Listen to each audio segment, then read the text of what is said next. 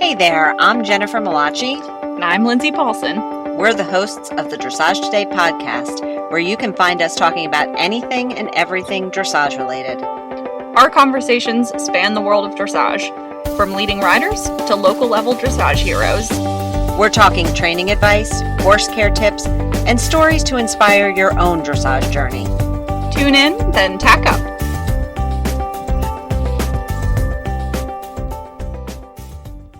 Hey! So, thanks for tuning in to today's episode of the Dressage Today podcast. This is actually our very first episode ever, and we're excited to share all of our upcoming adventures with you. To kick things off, we thought we'd introduce ourselves so you could get to know the voices behind the microphone. I'm Lindsay Paulsen, one of your hosts, and today I sit down with my co-host, Jennifer Malachi, to discuss our equestrian backgrounds. We know everyone has a unique journey in this strange place called the horse world, and today we're sharing each of ours. And because we know that life with horses isn't always smooth sailing, we also share some of our greatest personal challenges we faced during our time as horsewomen. We're both adult amateurs with a passion for horses and the sport of dressage, and we hope that you'll find some of our stories and challenges relatable. And maybe, if not relatable, at least interesting. We're diving into the challenges of balancing riding with quote-unquote real life, dealing with performance anxiety, fighting perfectionism, and we're also taking a look at how our relationship with riding has evolved over time. So thanks for hanging out with us. We hope you enjoy.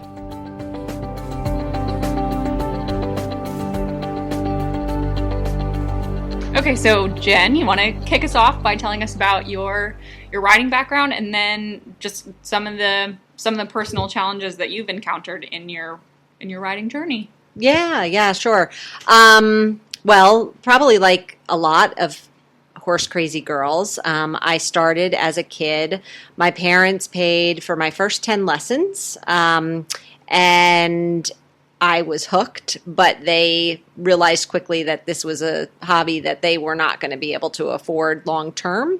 So I was fortunate enough that the farm where I rode growing up was only about 20 minutes from my house in West Orange, New Jersey.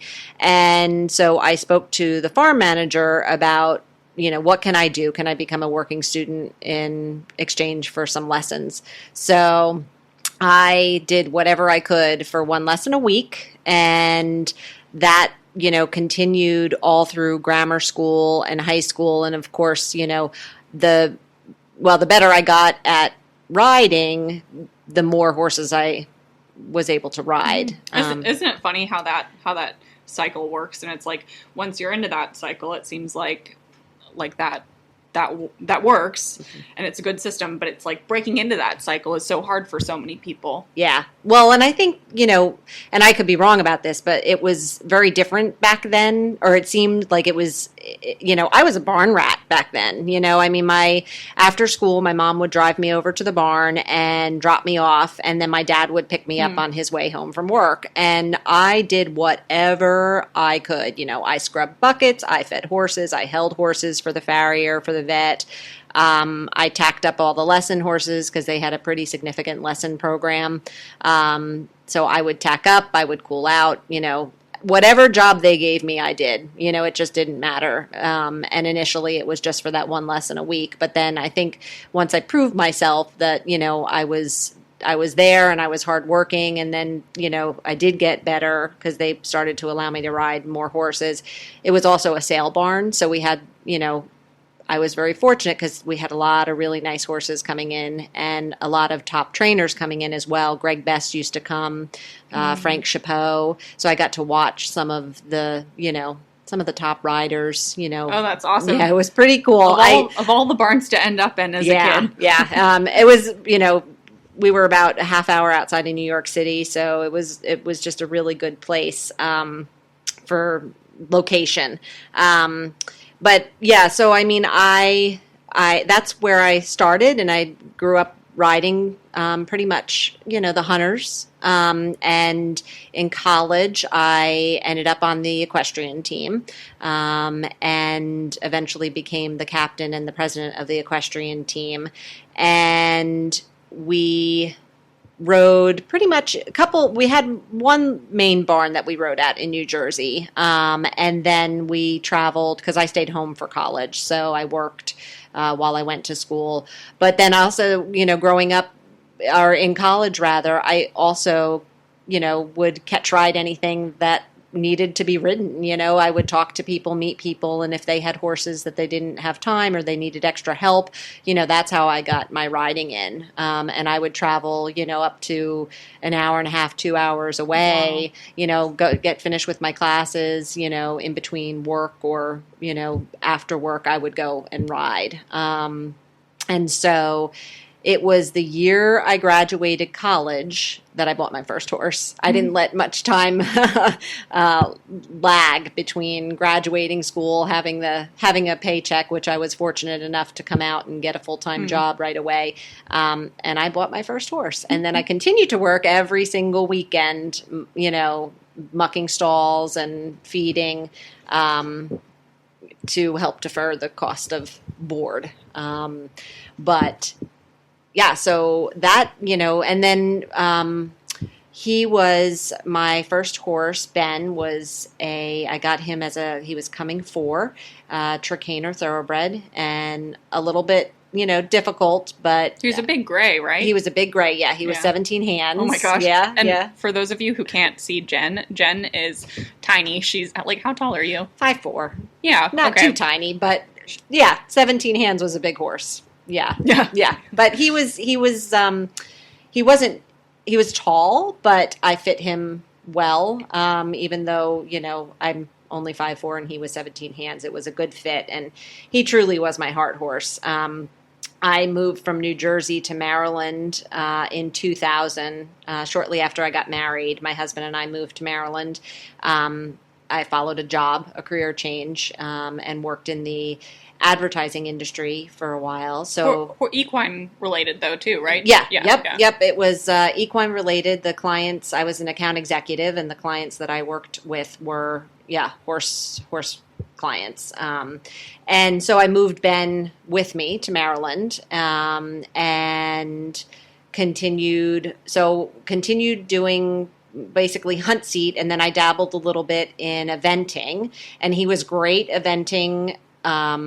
When we were out schooling with other horses, he was brave, and we went out and we jumped things, and it was so much fun. And then I tried my very first show, and I called it the gerbil division. It was teeny tiny jumps. And when I asked him to go out into the field and jump those jumps all by himself, he was like, there is no way I'm going out there. It took me a long time to get him around that course, and the folks there were very generous in giving me the time to get him around. But after I was done, I said, you know what, I don't think this is for us, because it just kind of rattled my nerves. The herd instinct, why does that kick in at exactly the wrong time? Yeah, it definitely did. It definitely did. So actually, at that point, I had taken some dressage lessons on him, but that was never my focus. But at that point in time, I thought, you know what, I really want to my nerves were a little bit rattled by jumping to begin with. I think the older I got, the more I just started to think, I don't know if I want to jump that, And so I found a dressage trainer locally in Maryland who I really liked, and so I started doing a lot more dressage lessons with him, and it was fantastic. We never showed, we never really did anything, fancy, but just the basics, obviously, which, everyone needs, and that just was so much fun, and to see him change, and just, I think even our relationship, when I would go out and pop over some jumps, became better, with focusing more on, the basics. So, and I had him until he was, I had him for 17 years. That's a long time. It was a long time. It was a long time. And, had my first, actually, I guess I had both my kids while I still had him, and then they would do pony rides on him. Aww. So he was like, he became the family horse, you know, but, yeah. And then you got Woodrow. I got Woodrow, yes. So I got Woodrow while I still had Ben. Another very big horse. He was 17 too. I don't know. I have no idea why I was drawn to the big horses, but I was. And I rode. Actually, he belonged to a gentleman who I had started helping him. He was unable to really get much time in the saddle, so I was helping out, and anyway ended up owning Woodrow, and didn't do at this point I was back to doing more. I was doing some dressage with him, but I was also, believe it or not, doing some fox hunting, and it was more of the I would say more hilltopping, so less, not so much jumping, but just going out and riding more hilltopping. So the jumping part wasn't there because again, my nerves for jumping kind of had been jangled a little bit, but had a lot of fun with him doing that. But there came a time where my schedule got busy with work and with family related things, and he also was the type of horse who really needed to be ridden. He needed his program. He needed a program, yeah. And he needed somebody who was really a confident rider and was going to have time to ride him, 4 or 5 days a week. And that, my life kind of was changing, and I didn't have the time, and I actually came off of him a couple times because he just was a big, powerful guy, and I honestly, I think I was a little in over my head, as much as I hate to admit that. Mm-hmm. So I did what I swore I would never do. I ended up selling him, and that was it. It took a couple years for me to come to the realization that was the right thing for me and for him, because he wasn't, in the best situation that he could have been in either, because obviously not living a bad life. So no, certainly not. No, certainly not. He was well loved and very well cared for, but I think he really enjoyed the fox hunting, and I had gotten to a point where I didn't want to do that anymore, and he wasn't real happy being in the ring. He was a horse who I think was much happier out of the ring, and so I came to terms with that and found somebody who was wonderful, who helped, get him back into the hunt field, and now he's living in Missouri hunting with a hunt out there, and the woman, he's living a wonderful life out there. But it was a very, very hard decision for me to make because I wanted to make it work no matter what. And I was fighting myself mentally more than anything, with the fact that, I think I had gotten to a point in my life where I needed to just take a break. I needed to step back from what I was doing and get a smaller horse. If I ever, currently I'm horseless, but if I ever do purchase again, it's going to be small. It may even be a pony. I'm voting for a Connemara pony because I think that would be the cutest thing in the world. Yeah. And if it ever happens again, that's probably the way I will go.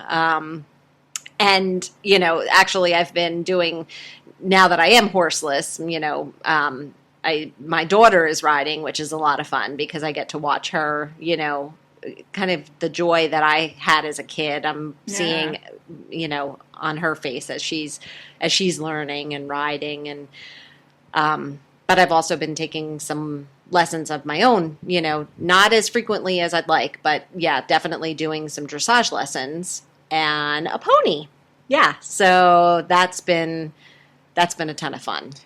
Okay, we need to hear more about Bubba the pony because you've blogged about him a few times and we've seen some really cute pictures of him. Can you just paint the picture of Bubba the pony for us? Oh my gosh, he is a little love. He's a fell pony who is just, he's adorable. If you haven't seen the pictures on Instagram or Facebook, definitely go check them out. He's got a forelock to die for. He literally looks like Fabio, Yes. with this like long, swooping, like dark, mysterious way about him with his flowy forelock. Yeah, he definitely does. And he is as honest as the day is long. I mean, Allie Calkins, who is his owner and my instructor, she's just phenomenal. She says he's the type of pony that when you ride him, he's going to take care of you no matter what. But he's also not going to just go out there and do everything push button.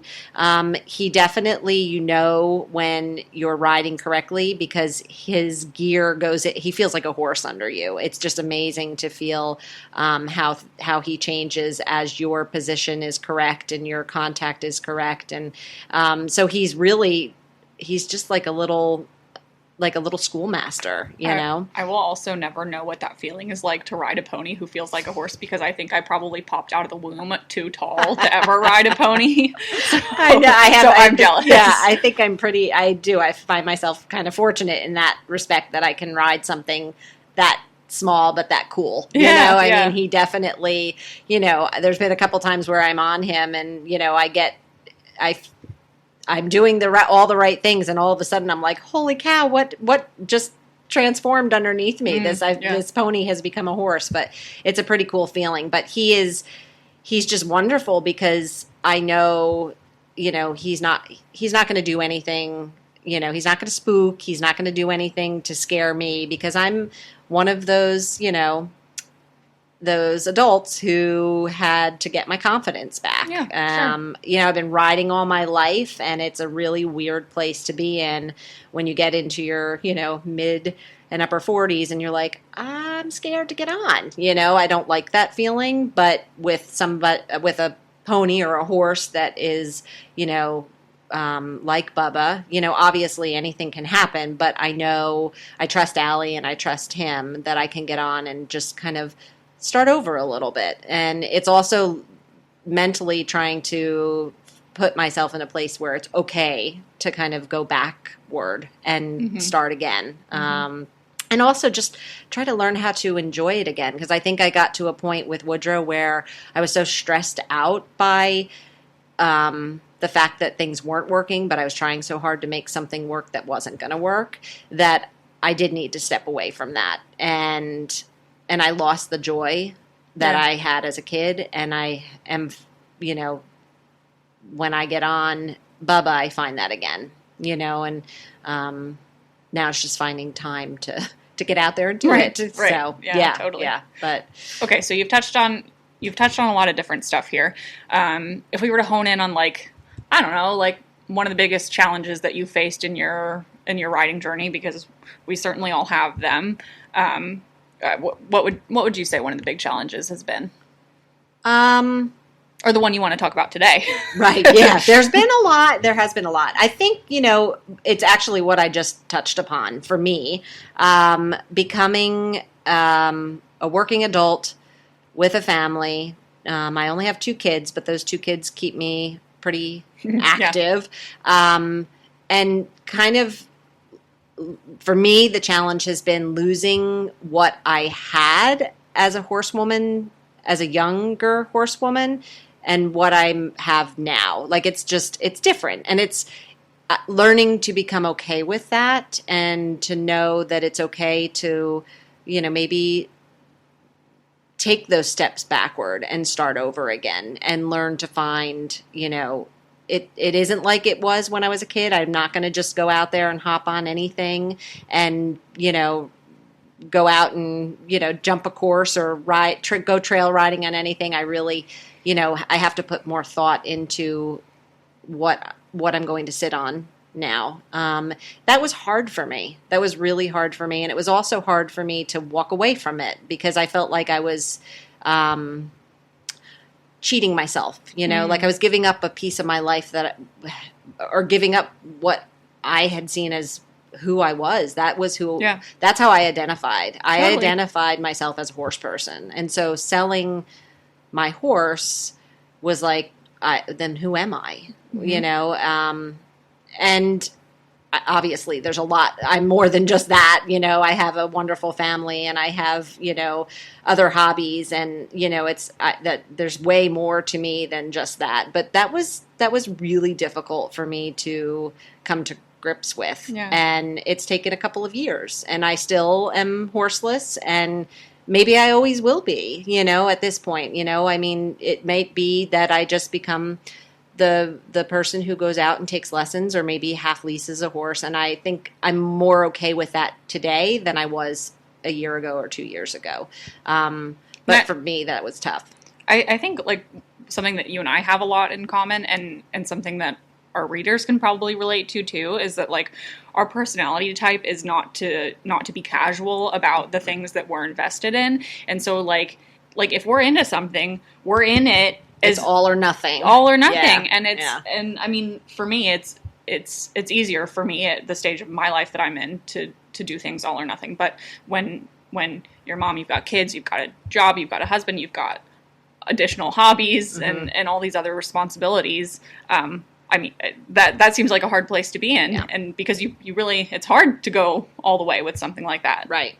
Yeah. You definitely have to. I mean, I'm learning that if I want it, I'm going to have to just readjust how I perceive my life as a horse person and my riding. And it's today, at this stage in my life, it's not all encompassing like it was, you know, 10 years ago. And that's okay for now, you know, and when my kids are older and off on their own, that may change. You know, I could see myself really getting more involved in dressage lessons and getting back to that place where, you know, horses are a much bigger part of my life, and they'll always be a part of my life. But you know, just knowing when the time is right for something, you know, no matter what it is, whether it's horses or it's my running, or, you know, because that's the other hobby that I picked up when the horses kind of went, you know,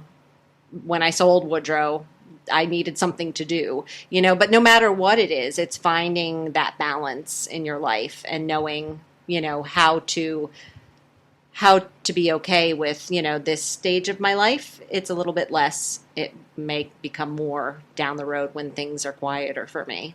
But yeah, I would say that's probably has been my biggest challenge. Yeah. So, yeah. So that's me. And I've talked a lot about myself. So why don't we hear from you, Linz, about, you know, where you started with your riding career? Yeah. Okay. The challenge of this is like not to ramble on for a million hours for me, because I could talk about this all day long. But yeah, so I don't come from a horsey family like Jen. My parents didn't know anything about horses. And so I think I was like 5 years old, and my best friend, at the time, she, you know, loved to draw, and she was always drawing pictures of horses when we were in preschool. And so I was always kind of looking over her shoulder, wanting to copy whatever she was doing. And we actually took her, I think, you know, my mom needed to help out her mom one day and take her to a riding lesson or something. And of course I wanted to go too. And like the running joke between me and my family is that my mom kind of looked at all the work that was going on and all the like hustling and bustling around the barn. And I think she like out loud was like, oh man, I'm so glad Lindsay's not interested in this. This is obviously way too much work for Lindsay. She won't be willing to do this. And thank God Lindsay's not into this, because it would just cost too much money and we could never do this. And now, however many years later, right, here we are. It was not a passing phase. No. So obviously, since we didn't know what we were doing at all, my family was really supportive of me, and they, you know, finally did agree to let me take lessons, but we kind of just went with whatever barn was the closest to our house. And so I started riding at this kind of old school German dressage barn. And it was a really interesting place. And I can't think of many barns in our country that kind of operate the same way that mine did. Although the more that I've gotten immersed in the dressage world, the more I learned that it's certainly more typical of you know, what it's like in Germany. But so the first lessons that I had actually were vaulting lessons, Yeah, and the idea, of course, is to develop your balance in your seat before kind of introducing all of these other factors that affect your training. Yeah, that's neat. And at the time, I just thought that was normal. I just thought, oh, that's what everybody does. So I spent a year doing vaulting, and I had been doing gymnastics before then. So luckily, I had a lot of like upper body strength and stuff like that. And of course, my parents were having like heart attacks watching me like hang off the side of a horse and do headstands and stuff like that. And then, so after we vaulted for a year, we were allowed to progress to like lunge lessons. And I was like, oh my God, when am I going to get to hold the reins myself? Like, this is driving me nuts. So we did lunge lessons. We did a lot of time without stirrups, a lot of time without reins, a lot of lunge lessons. So then after like 2 years of riding, then I was finally allowed to sit on a horse. Wow. By myself. That's fantastic though. Yeah. And then we did like nose, you ride in a line, nose to tail behind all the horses in front of you. And the trainer at the time, the head trainer at that farm, she was a Grand Prix dressage rider, and I mean, she was tough. She was unbelievably tough in both good ways and ways that were harder to deal with. But she was an incredible rider. She was beautiful. The way she sat on a horse was just like still unbelievable. Was she German? Her family was. Okay. Yeah. Okay. And she used a lot of German terminology in her teaching. And I remember we used to have these little schooling shows out at the barn. And she would do this demonstration. I think for, the kids and for the family to see like what all this is leading toward, and so she would put on her top hat and tails and do a freestyle for everybody. And I just remember getting chills as a kid watching that and looking at that and saying like, oh God, I want that so bad, Yeah. And I just remember thinking like, when am I ever going to get there? Like, it feels like that's 10 million years away from, because I can't even ride I can't even ride off of a lunge line right now. So I think that image to me has always been, I don't know, it's always been kind of like seared into my memory, of the thing I've been chasing. But anyway, yeah, so I spent a few years at that barn, and then my family moved to a different city. We moved to Savannah, Georgia, which is a really interesting place, especially for horses, because there isn't a strong dressage community there. I probably wouldn't even say there's a strong equestrian community there to begin with. You had to travel quite far, didn't you? Yeah, and so I was looking for a dressage barn there. There was none to be found, let me assure you. So the place that I ended up, and it was the only place in the area that even had a dressage ring, and it was an eventing barn, and it was, low level, very kid friendly. And the trainer that I rode with there, her name was Jennifer. And I know a lot of good Jennifers, I guess. She was someone who was really important in my development as a rider, because I had come from this really strict, very supervised, very controlled, very perfectionistic dressage upbringing. And while that's valuable and good, it was very welcome to have this kind of other stage in my riding life where Jen was like, yeah, take the horses on a trail ride, go down the road, go take them swimming. Let's throw the horses in a trailer and go to the beach and take them for a gallop. And wow. How old were you? I think I was like, oh my God, we moved when I was in the middle of 6th grade, which is the worst time to move a child. So I was probably in my early teens. Okay. And of course, then I got introduced to eventing, and I drifted away from strict pure USDF dressage just because it wasn't available to me. And I mean, what kid doesn't want to learn how to jump anyways, right? So I got into eventing. I got my first horse, Kat, she's like my constant muse. I write about her all the time. So shameless plug, if you want to go check out the blogs, go to dressagetoday.com. But anyway, so Kat was a packer for me, essentially. And she was just the kind of horse where she, you just stay out of the way and she'll take care of everything. And I still have her. I've had her. How old is she now? She's 27. Wow. I always joke she's going to live to be 40. She's going to be so old. Yeah. And she's still wild, by the way. But anyway, she's a good girl. She can get really excited about things, but at the end of the day, she's very safe and she knows her job. And so she's just a little spicy thoroughbred mare. But, so I took her to college with me. Most of my big life plans have been centered around Kat. So I went to Otterbein University in Ohio, where I evented with her for several years. I rode with some really great people. And I pursued this eventing thing as hard as I could. And it was kind of interesting because I probably competed at novice level eventing for 7 years without moving up. And I was just kind of like this self-sabotaging rider. And I would just get into the stadium jumping ring and just, kind of not see a distance and gallop my horse at the fence aimlessly. And then kind of hurl myself into the dirt because I don't see a distance.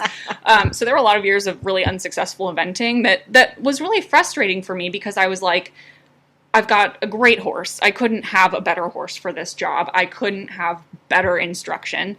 At the time I was riding with Carrie Briggs, who still teaches at Otterbein, and she's evented through advanced level. And then I was also taking lessons with Bruce Mandeville, who was a 2-time Canadian Olympian on the eventing team. And they were incredible teachers. And part of me felt bad because I was like, oh God, I must be such a disappointment to them.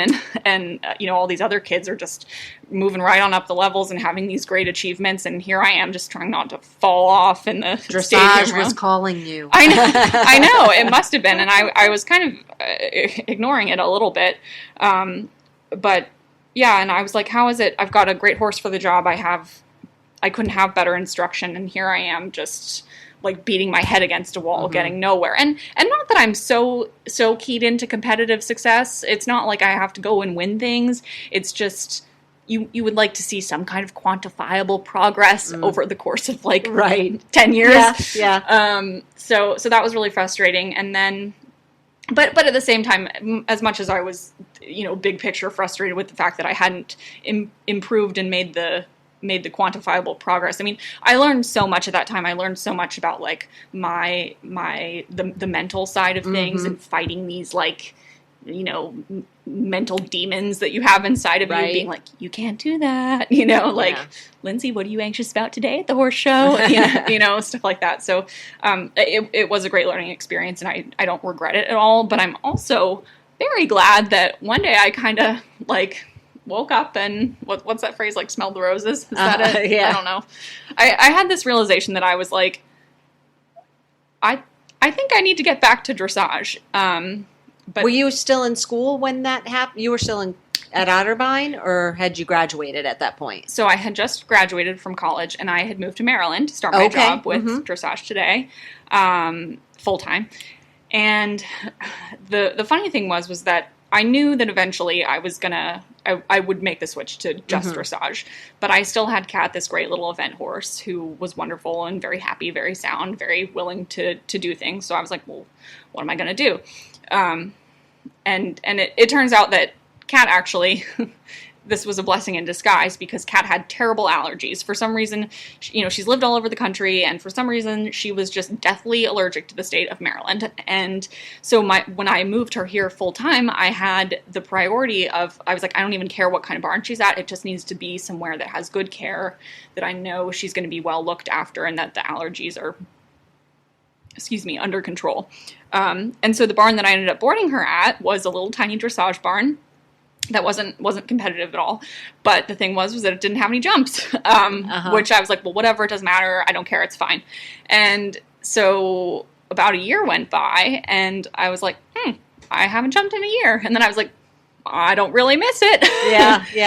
And so you began leasing a horse, didn't you, at that point? Yeah. So it took something that also took me a really long time, that was really hard for me to admit, was that while Kat was the most perfect kids event horse you could ask for, she was not cut out to do dressage competitively. Right. And at her age, I think she was 23. I didn't think it was fair to this horse had already given me so much. Start a whole new career. Yeah, be like, we're going to change the plan now, sister.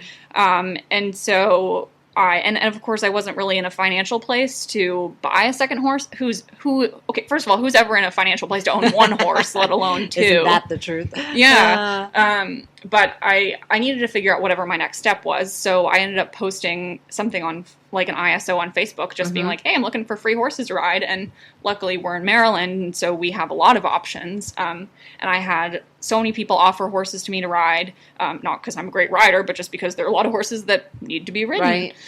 Right. So I rode a bunch of horses. There were 2 that I kind of ended up doing partial leases on and just focused on doing dressage with them. And I didn't compete them. It was purely, you're you're just in it for the learning experience. Yep. Educational. Which was great, and it gave me a little time to figure out what I wanted to do next.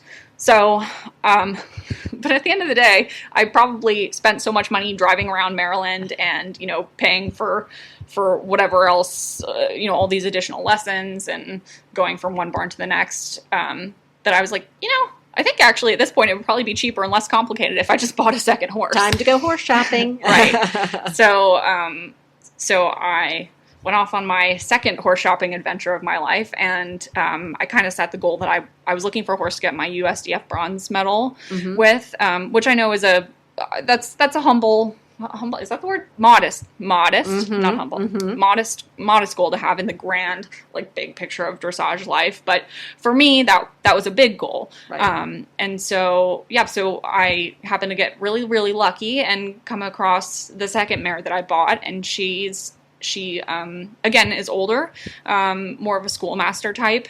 I of course wasn't in a position where I could have, I could either have young and nice but not educated, or I could have nice, educated but old.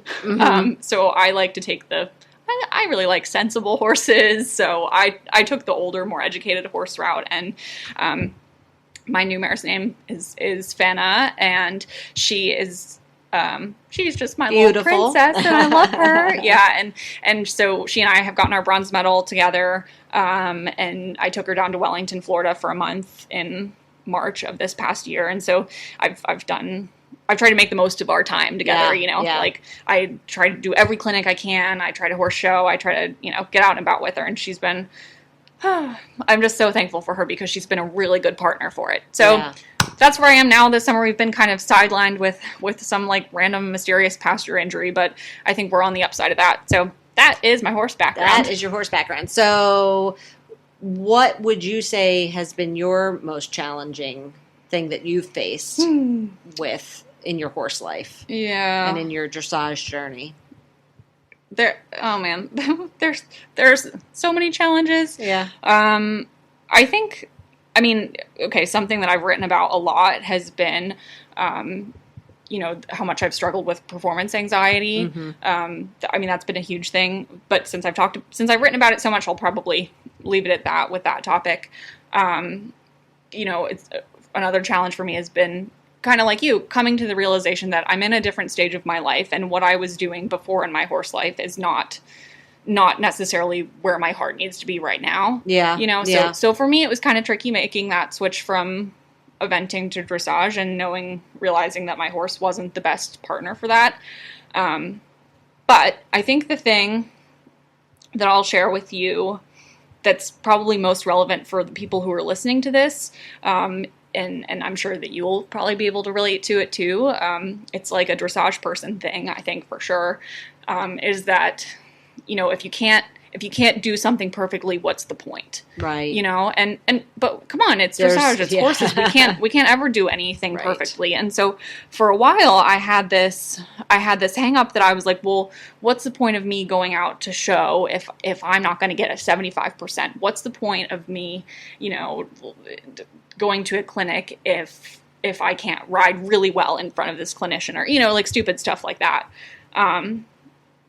And I went a couple years without competing because I just thought it was pointless. And I felt like I didn't belong. Like, people were going to, come up to me in the warm-up and be like, oh, you don't belong here, go home. Yeah. Which is ridiculous because that doesn't happen. Sure, people aren't always nice, but that happens in any part of life ever. Exactly. You can't let that stop you from doing the things that you want to do.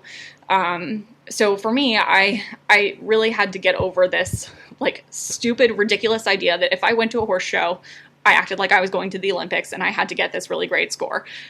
because if you, and I had to wait for the perfect conditions for this to happen. I had to wait until I could ride the test perfectly at home, and then I would go. And it's just stupid, because if you sit around waiting for the perfect conditions to come for you to do something, it never, ever, ever happens, which in hindsight probably explains a lot as to why I never competed past novice in eventing, because I would say, oh, well, I need a better score next time, so I'm not moving up, or, something like that. And you know what? I'm really glad that, it's something that I still fight with. Mm-hmm. And of course, there's a part of me that cringes if I don't get the score that I want, or, things just don't go your way or whatever. But you've had a lot of chances at learning experiences. Yeah, sure. Which help you get better each time. Yeah. And I kind of say, like, okay, if things don't turn out the way you want, at least it turns into a good story. So I've gotten a lot of good stories to write about and stuff. And I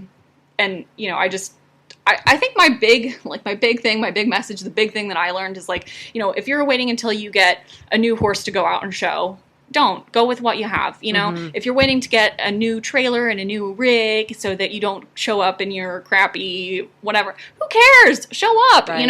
Like, clinicians don't expect us to show up to a clinic as a finished product. If you show up there looking perfect, then your money is wasted, Yeah, that's a really good point. Yep. So yeah, it's for me, I think it's been fighting that inner perfectionist, and I think that's part of the reason why we're all attracted to dressage, right? Is that we're all chasing this idea of the perfect person in the top hat or helmet. Right. Now helmet these days. Right. Helmet and tails and that beautiful Grand Prix fantasy. Yeah. Well, but you know what? It's the slowing down, and what's that saying? And I'm going to get it wrong because I always do this, but it's not where you end up, but it's the journey that you should enjoy. I know that's not the exact saying, but there's so much of this sport where it takes years and years and years for people to get to the top. And even if you don't ever get there, just enjoy that journey, of learning and that harmony that you find with your horse. Yeah. That's what I think I appreciate watching your journey with Fenna, and just watching the sport in general, seeing, that connection between the rider and the horse, and what they learn from each other. It's a pretty cool thing to see. Yeah. And I've seen that with you and Fenna. Oh, that's nice of you. I think I think one of the things that I think about a lot is, and there's another saying that relates to this somewhere, but it's like, sometimes I get so overwhelmed with the fact that I'm like, I'm not anywhere close to riding at Grand Prix. I'm still, like, focused on just trying to get kind of a respectable score at fourth level, or, forget about the score, just riding competently at the level that I'm at. Right. We'll leave it at that. But, so it's easy to get overwhelmed by everything that you have in front of you, all the things that are left to accomplish. But then I kind of have to pause and remind myself, like, okay, but if you were to go back to that girl who was doing vaulting lessons at 6 or 7 years old or whatever, and watching that dressage trainer ride in her top hat and tails for the first time, that girl who had that longing and that desire, like, what would she think if she saw what I was doing now? And yeah, I'm not where I want to be, but that little girl would probably be looking at me saying, wow, that's cool. Yeah. I want to do that someday. That is a fantastic way to look at things. I think that's a fantastic way to look at things. Yeah. Well, and at the end of the day, we're all in this because we love horses, and whether, it's like me, I'm not riding and owning a horse right now like I had been. You are, and you sometimes struggle with, I want to be further along than I am, but we all need to just slow down and enjoy what we are doing and what we have, and the wonderful animals that are allowing us to do this with them. Yeah, totally. So. And I think if we kind of think about, like, honoring our inner horse girl, we always have to remind ourselves about, why we started in the first place, and that piece inside of us that just wants to go touch, like, the fuzzy end of the horse's nose and stuff like that, and not lose sight of those things. Yep. Exactly. Well, thanks for listening, everybody. We hope you enjoyed this, and we hope maybe we've shared some stories that you can relate to. Be sure to check us out on dressagetoday.com. and head over to our video training website, Dressage Today Online. Jen, you want to tell them a little bit more about that? Yeah, we are really excited about DressageTodayOnline.com. We have more than 1,700 videos on there, and we are working on new content all the time. We've added new stuff this spring, and we have a lot more coming this summer and fall, so definitely go check us out.